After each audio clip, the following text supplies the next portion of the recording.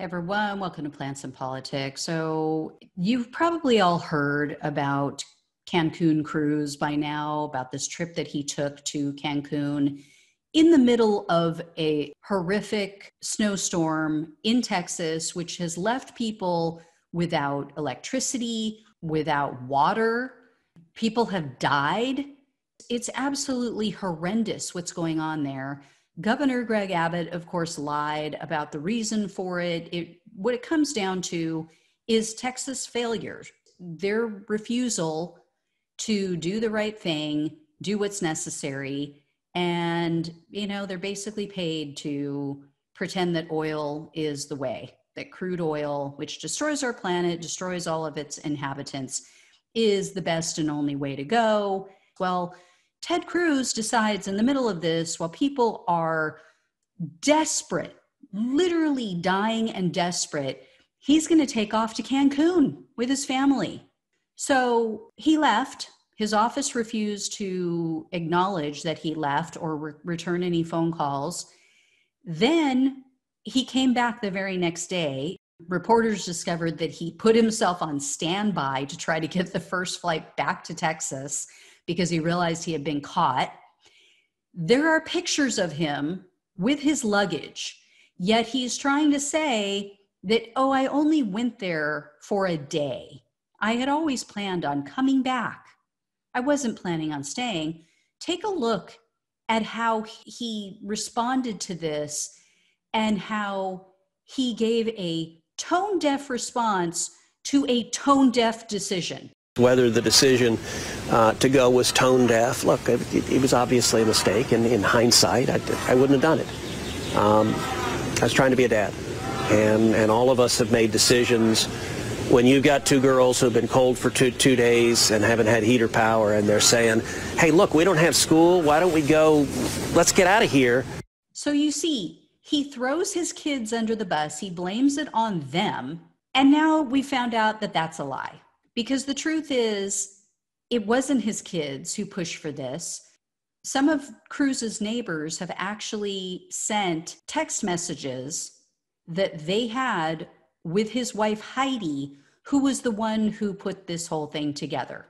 She was soliciting the neighbors, trying to see if they wanted to get away from the cold and go on a trip. And then she mentioned casually that we can all stay at the Ritz-Carlton. We've stayed there before, and it's only $300 a day. So you're in a state with a huge number of people who have lost their jobs due to COVID, have lost their health insurance. We're in the middle of a global pandemic. People are on the verge of losing their homes, losing everything that they have, terrified of catching a deadly virus, don't have any money coming in. Your husband, by the way, refuses to help increase the minimum wage to $15 an hour. He was refusing, along with his Republican colleagues, to pass a stimulus bill to help these struggling Americans. And you decide it's a good idea, while all of this is going on, to go drop $300 a day on a trip. I love how they always point to the elitist Democrats. Really? Really? Oh, okay. But as I said, this was all a lie. He blamed his kids. It was actually his wife who came up with this whole idea. And he's busted. You don't take a giant suitcase for a turnaround trip. He made it out like, I was just going to drop them off and come back. Oh, because your little wife can't handle it? The little woman who works in finance doesn't have the ability to go with your kids, to take that trip with your kids? You had to go make sure they got there safely? Are you going to fly out and make sure they get back? No? Yeah, I didn't think so. Freaking liar.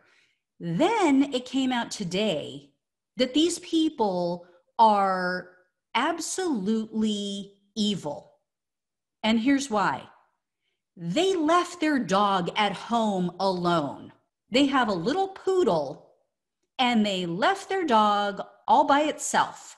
What is wrong with these people? Seriously, party of family values, pro-life. Oh, we just care so much. Good Christians. Shut up. Shut up. Nobody's buying it anymore. They need to have that dog taken away from them. They obviously don't care about it. Who does that? All right, guys. As always, thanks so much for watching and listening. Take care. I will talk with you soon. If I hear any more on this, I'll let you know.